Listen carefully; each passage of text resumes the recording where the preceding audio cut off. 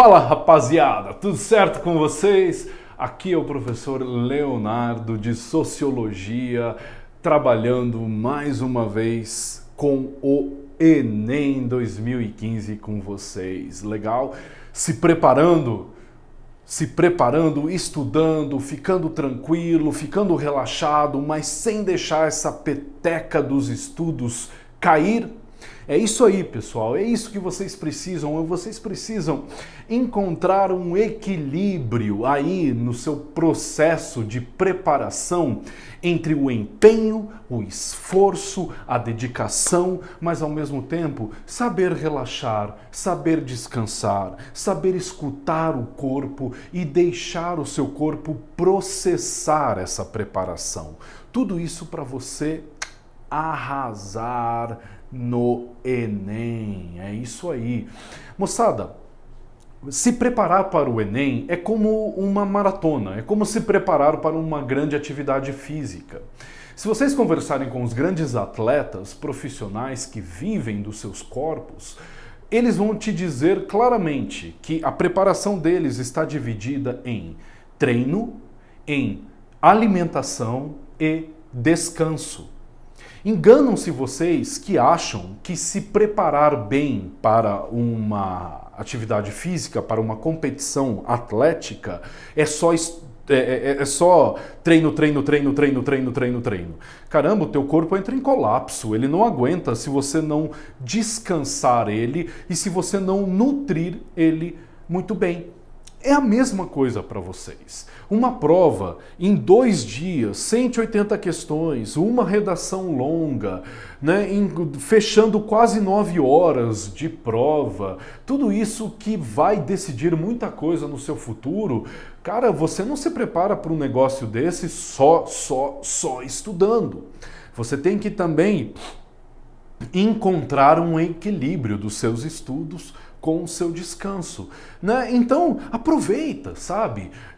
Tá cansado hoje à noite, não quer estudar, não quer ler, não quer resolver exercício, vai num cinema, vai num teatro, vai num museu, sai com os amigos. E olha, por que não? Fazendo isso, esse tipo de descanso, você também está se preparando, está se divertindo, descansando, mas está assistindo um filme que de repente está te dando umas dicas, que está de repente te mostrando uma dimensão da história mundial que você não sabia, né? Ou então de repente você saiu com seus amigos e algum tema da nossa realidade contemporânea, dos jornais, da semana, entrou em pauta ali, entrou na conversa de vocês e você de repente adquiriu mais informações, percebeu que o seu amigo, que a sua amiga entendem aquele assunto de um jeito diferente que você, e isso te fez ver a coisa por outro lado, abriu tua cabeça.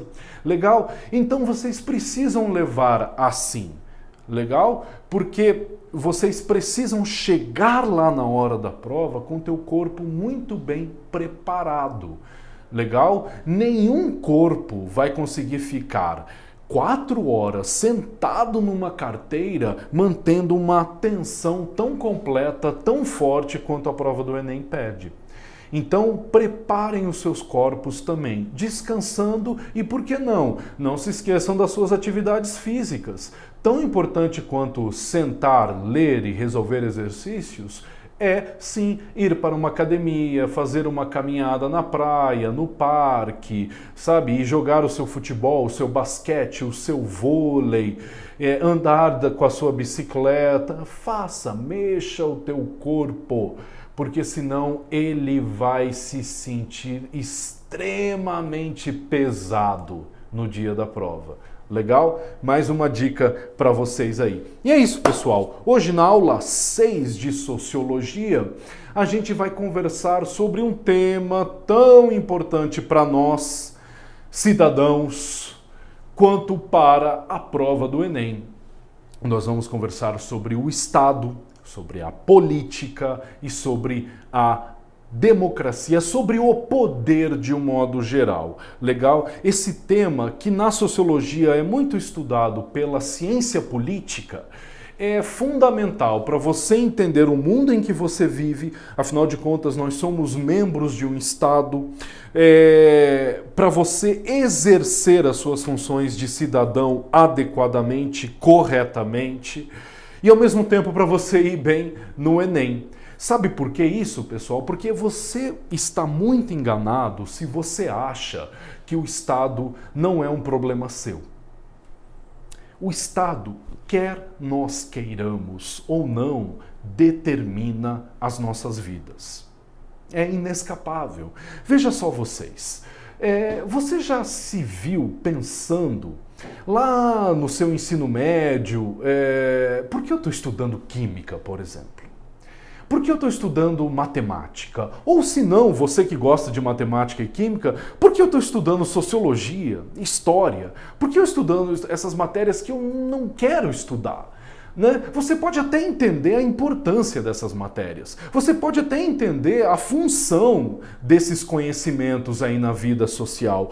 Mas para que você é obrigado a estudar essas matérias? É isso que não entra na tua cabeça. Bom, quando eu estava aí no lugar de vocês, estudando no meu ensino médio, eu não manjava, não. Essas coisas passavam pela minha cabeça e eu nunca encontrei uma resposta. Eu fui encontrar uma resposta depois, quando eu estudei sociologia na faculdade. E eu descobri que quem obriga você a estudar matérias que você não gosta é o Estado. Porque é lá no Ministério da Educação que eles decidiram que no Brasil, na escola do ensino médio, as matérias são essas aí que vocês estudam.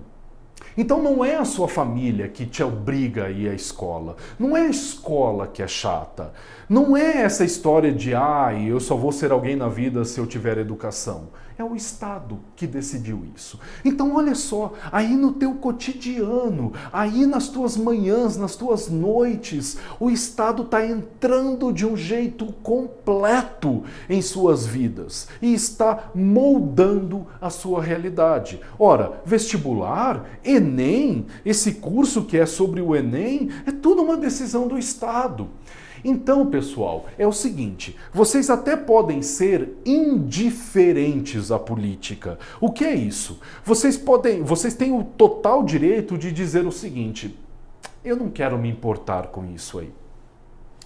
Apareceu lá eleições, eu não vou ler a respeito, eu não vou procurar me informar, eu não vou assistir os programas eleitorais, eu vou lá na hora da votação e voto em qualquer um, ou voto em branco, nulo, e pronto, acabou.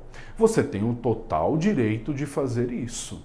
Agora, se você fizer isso, saiba do seguinte, que se você não está se importando com a política, então você está aceitando as coisas como elas são. Então, se você não gosta da nossa realidade, você vai estar entrando em contradição. Por quê? Porque você não quer se importar com a política, mas não gosta da nossa sociedade e não está fazendo nada para mudá-la. Política, pessoal, não é só aderir a partidos políticos, não é só discutir as propostas dos candidatos. O voto é só uma das dimensões da política.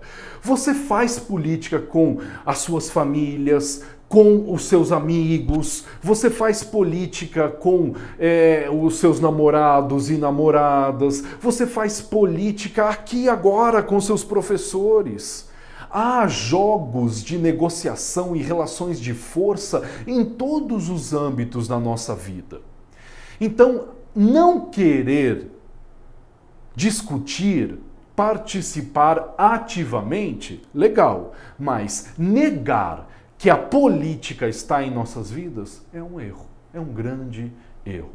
Legal? Como já disse os filósofos clássicos da Grécia, o ser humano é um ser político, ok? Mais do que ser um ser social, nós somos um ser político, ok? Nós negociamos, nós debatemos, nós entramos em conflito, nós aceitamos posições dos outros, nós obedecemos e nós mandamos. nós medimos as nossas forças. Isso é fazer política. Legal? Então é por aí que nós vamos hoje na nossa grande área de ciências humanas com a aula de sociologia sobre poder, política e Estado. Claro, uma aula fundamental que nós vamos precisar de mais algumas para resolvê-las, tá bom? Então, nós teremos pelo menos mais uma ou duas aulas sobre o mesmo tema. E esse mesmo tema, eu tenho certeza absoluta, vai ser tratado pelo Denis da filosofia, pelo Edilson e o Oswaldo da história, pelo Marcos e o Laércio da geografia. É um tema que perpassa toda a prova de ciências humanas, né? Então se prepara, porque você vai escutar muito sobre política e você vai ser cobrado muito sobre esse assunto na sua prova do Enem. Tá bom? Então vamos lá. Deixa eu ver como eu posso começar a te ajudar nessa sua preparação. Tá aí, nossa boa e velha matriz de competência e habilidades do Enem. Quando a gente fala de política, a matriz contempla esses assuntos na área 2, na competência de área 2, que diz compreender as transformações dos espaços geográficos como produto das relações socioeconômicas e culturais de poder. Essa grande competência está dividida, por exemplo, nas habilidades 7, 8 e 9, que dizem lá identificar os significados histórico-geográficos das relações de poder entre as nações, analisar a ação dos Estados nacionais no que se refere à dinâmica dos fluxos populacionais no enfrentamento de problemas de ordem econômico-social e comparar o significado histórico-geográfico das organizações políticas e socioeconômicas em escala local, regional e mundial. Pessoal, todas essas habilidades, todo esse palavreado é para dizer assim, você é capaz de identificar, compreender e interpretar a política em nossa sociedade? Vamos ver se você é? Mais ou menos assim, ó. Um dos aspectos da política e do Estado que sempre aparece no Enem é o Estado moderno. Como é que o Estado moderno surgiu? Como é que a estrutura política em que nós vivemos se constituiu? Mais importante, como é que o Estado lá da antiguidade, da Roma, da Grécia Antiga, foi se transformando até chegar no Estado que nós temos hoje? Quais foram as mudanças que ocorreram ao longo desse processo? Do Estado antigo para o Estado feudal, do Estado feudal para o Estado moderno contemporâneo. Assunto muito importante que vai me fazer hoje entrar na conversa da filosofia e tratar com vocês aqui desse carinha aí, ó, que você certamente já ouviu falar, o Montesquieu, que nasceu no século XVII e faleceu no século XVIII. Montesquieu era um francês, pessoal. Jurista, filósofo francês, nasceu em Bordeaux e veio a falecer em Paris.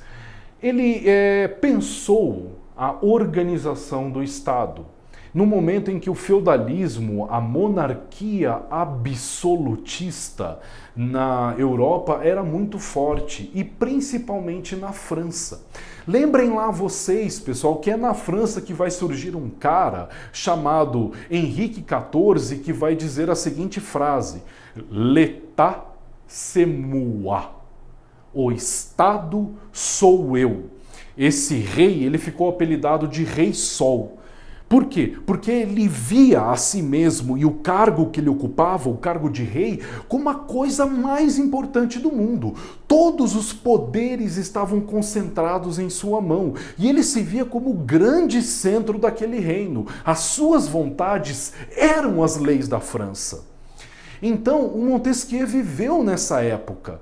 Em uma época em que, claro, quanto mais absolutista, quanto mais totalitário o rei era, mais incômodo a população se sentia, né? Mais desgastada era a relação do rei com os seus súditos. E foi num crescente, né? Esse desgaste foi crescendo até explodir. Olha só, 1789 é quando explode a Revolução Francesa. Então Montesquieu viveu ali, nos momentos em que as razões que levaram até a Revolução Francesa estavam sendo gestadas. E ele é um cara que adoraria ver a Revolução Francesa, ele super apoiaria a Revolução Francesa. Porque o Montesquieu, ele escreveu um livro chamado O Espírito, nessa minha letrinha lindona, O Espírito das Leis, L'Esprit des Lois. Montesquieu, nesse livro, pessoal, resolve o problema, um dos maiores problemas do absolutismo, que é justamente a concentração de poder no cargo do rei. Nesse texto, o Montesquieu propõe a divisão dos poderes. Ele diz o seguinte: olha, nós só vamos nos livrar de uma vez por todas de um regime tirano, de um regime absolutista, se nós tirarmos poder de uma só pessoa. Nós precisamos, então, dividir os poderes, nós precisamos fazer uma espécie de reforma agrária do poder, né? Dividindo de uma maneira mais igualitária.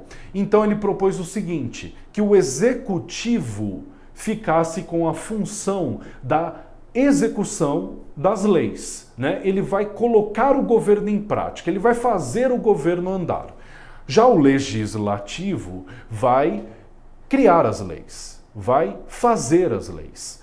Ele não vai governar, ele não vai botar essas leis para funcionar, ele só vai fazer as leis.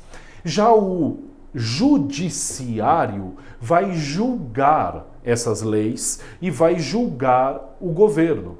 Então, o judiciário diz se o que as pessoas estão fazendo, seja o Estado, seja os súditos, né, seja os cidadãos comuns, se o que eles estão fazendo é constitucional ou não.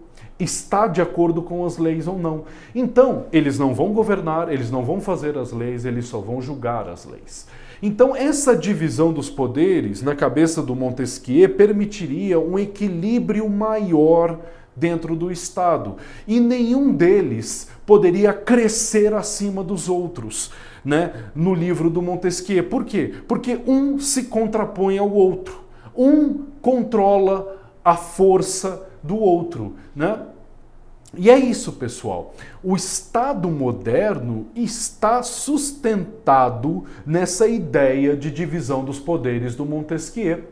Vamos pegar o caso brasileiro. O Brasil é uma república presidencialista, tá? Assim como os Estados Unidos.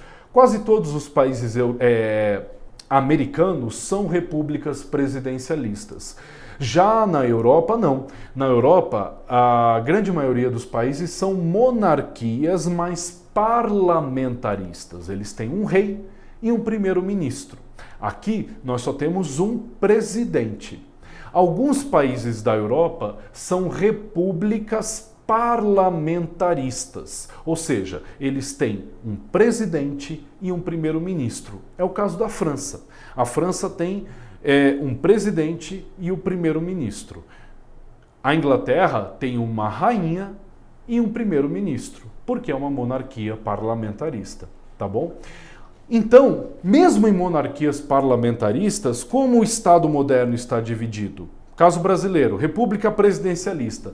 O presidente, ele é o executivo. Ele é eleito pelo povo e ele executa um governo. Ele tem um plano de governo que foi discutido durante as eleições e como ele foi eleito é o que a maioria entende como o melhor a se fazer e ele vai executar isso por 4 anos. Depois de 4 anos, ele tem direito a uma reeleição, que é uma espécie, né, de pergunta à população. Vocês estão gostando do que eu estou fazendo? Sim ou não? Se estão, me reelejam. Sim. Se não, me tirem do poder. Né? Então, a reeleição é permitida no Brasil, como em muitos outros países. Nós também temos aqui um legislativo dividido em 2 câmaras. Legal? A Câmara dos Deputados e a Câmara dos Senadores, o Senado Federal. Então nós temos um legislativo que é chamado de bicameral. 2 câmaras. Você sabe por que essa divisão? Você sabe me dizer por que ela existe? Né? Olha aí, ó, mais um assunto do nosso cotidiano que sempre aparece nos jornais e às vezes a gente não sabe explicar. É o seguinte, pessoal, nós temos 513 deputados federais e eles representam a população. Então é por isso que alguns estados têm mais deputados do que outros. Claro, São Paulo é o estado com o maior número de deputados federais. Por quê? Porque tem a maior população do país. Agora, estados como Amapá, Rondônia, Acre, Tocantins, que têm populações muito pequenas, têm menos números, tem menos deputados. Agora, e os senadores? Nós temos 81 senadores. E cada estado deste país, desta federação, tem 3 senadores. São Paulo e o Acre têm o mesmo número de senadores cada. Amapá e Rio de Janeiro têm o mesmo número de senadores cada. Ou seja, o Senado, os senadores representam os estados, as federações. E é por isso que eles equilibram uma desigualdade que poderia surgir na Câmara dos Deputados. Por quê? Porque se fosse só pelos deputados, a tendência é que os estados mais populosos sempre fossem os mais privilegiados. Se São Paulo e Rio de Janeiro e Minas Gerais se unissem, pronto, acabou. Né? Não tem mais como você peitar a força política que os deputados federais desses 3 estados teriam. Mas no Senado, sim. Por quê? Porque o Acre, o Tocantins e o Rio Grande do Norte se unem e eles podem sim se contrapor a São Paulo, Rio de Janeiro e Minas Gerais. Legal? E finalmente, claro, o legislativo também é eleito pelo povo, né? Os deputados são eleitos para mandatos de 4 anos, que podem ser reeleitos continuadamente. Não há só uma reeleição, eles podem ser reeleitos até o fim da vida, se quiserem e se conseguirem. E os senadores têm um mandato de 8 anos e também reeleições infinitas. Legal? Já o nosso judiciário, tá? O nosso Superior Tribunal Federal, o STF, é o órgão que julgou o mensalão no ano passado, né? Processo pelo qual o então ministro Joaquim Barbosa ficou muito famoso no Brasil todo, porque ele foi o presidente, ele foi o relator e depois presidente do STF durante esse processo. O STF, o nosso judiciário, não é eleito pelo povo, ok? Ele é indicado pelo presidente da República. Então, toda vez que um ministro se aposenta, o atual presidente indica outro. Tá? São 11 ministros no STF, que é a nossa maior corte judiciária. 11 por quê? Porque se empatar 10-10, tem um que vai resolver o empate. Legal? Então, pessoal, olha, essa divisão foi pensada pelo Montesquieu justamente para controlar os poderes do absolutismo. E é isso que o Enem traz para você na prova de 2013. É um texto do próprio Montesquieu, veja aqui, ó, do Espírito das Leis. Vamos acompanhar a reflexão dele. Para que não haja abuso, é preciso organizar as coisas de maneira que o poder seja contido pelo poder. Tudo estaria perdido se o mesmo homem, ou o mesmo corpo dos principais, ou dos nobres, ou do povo, exercesse esses 3 poderes.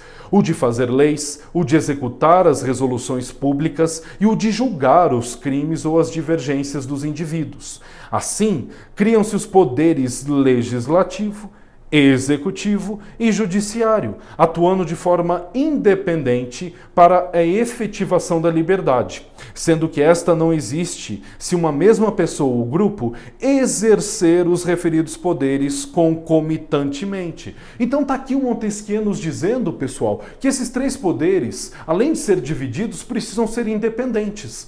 Eles precisam funcionar autonomamente. Por quê? Porque assim nós garantimos o controle do abuso do poder. E na prática, muitas vezes não é isso que nós vemos. Nós vemos aqui no Brasil, muitas vezes, um Congresso Nacional subjugado, que baixa a cabeça e obedece o nosso executivo. Então são por essas questões que às vezes as ideias de Montesquieu, elas são muito mais um ideal do que uma realidade. Ou seja, é uma ideia que a gente luta para que seja a realidade, mas que às vezes acaba não sendo, tá bom? De qualquer maneira, o Enem, com esse texto, te questiona o seguinte: a divisão e a independência entre os poderes são condições necessárias para que possa haver liberdade em um Estado. Isso pode ocorrer apenas sob um modelo político em que haja a. Exercício de tutela, exercício de controle sobre as atividades jurídicas e políticas? Claro que não. Se alguém está controlando as atividades jurídicas e políticas, é que essas atividades não têm liberdade. Então, não há como você ver as ideias de Montesquieu contempladas por essa alternativa. Errada. B. Consagração do poder político pela autoridade religiosa. Como assim? Era justamente esse um dos problemas da Europa segundo a Revolução Francesa, segundo as ideias de Montesquieu. Você tem que separar a religião do Estado. E aqui ele está dizendo o seguinte: o Montesquieu, a divisão dos poderes, a liberdade, a independência, só vão ser efetivadas se a religião dizer que a força política é a que ela endossa, que ela subscreve. Possível, né, pessoal? Errada também. Agora, olha só para você, a título de curiosidade aí, nós temos uma república nesse mundão velho sem porteira, que é uma república presidencialista, mas monoteísta. É o Irã, tá? O Irã, ali no Oriente Médio, tem um presidente que é eleito pelo povo em uma democracia, mas que acima dele há um Shah. O Shah é a maior força política do Irã e ele é também a maior força religiosa. Então o Irã é um caso único no mundo, Porque você pode me dizer, Leonardo, tem outros poderes aí, outras nações que têm os poderes religioso e político misturados. Claro que tem, mas nenhum deles é democrático, como é o Irã, que é uma república democrática, presidencialista, monoteísta. Tá bom? Então vamos lá. A B está errada. C. Concentração do poder nas mãos de elites técnico-científicas. Pessoal, não preciso nem continuar resolvendo, explicando o que está errado nessa alternativa. Se você concentra o poder em alguém, por mais que esse alguém seja técnico-científico, você vai ter problemas. Errado. D. Estabelecimento de limites aos atores públicos e às instituições do governo. Opa, interessante. Guarda, lê a última. Reunião das funções de legislar, julgar e executar nas mãos de um governo eleito. Ora, isso aqui era o que acontecia na França. Você botava todos os poderes na mão de uma só pessoa. Lá ele não era eleito, Mas mesmo que ele seja eleito, se você bota muita força na mão dele, rapaz, você vai ter problema. Então a resposta é a D. Estabelecimento de limites aos atores públicos e às instituições do governo. Se você limita o poder dessas instituições e desses funcionários, você tem maiores chances de ter um Estado independente e verdadeiramente republicano, atendendo os interesses da população em geral e não só de alguns setores dessa população. Tá bom, pessoal? Então é isso. Cuidado com Montesquieu, cuidado com o Estado moderno, cuidado com independência e divisão dos poderes. Temas interessantíssimos que sempre estão aí aparecendo na prova do Enem. A gente volta com essa conversa sobre política, poder e Estado na nossa próxima aula, tá bom, pessoal? Por enquanto a gente fica aqui. Bons estudos para vocês. Até a próxima. Tchau, tchau.